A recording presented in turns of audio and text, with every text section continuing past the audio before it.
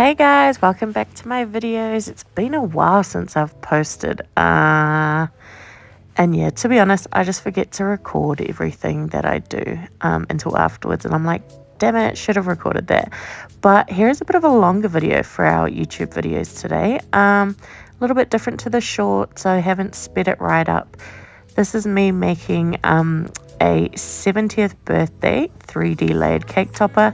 I love how really all they wanted to say on it was 7T, with the theme being golf. So we were able to use the golf tee, golf clubs, etc. But yeah, enjoy.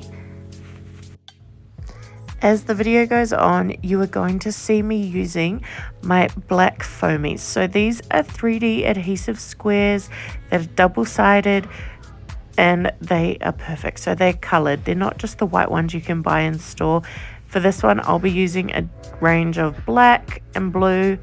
It just gives it a seamless look. These can be found on my website, or if you want to see more, check me out on Instagram. But yeah, hope you enjoy.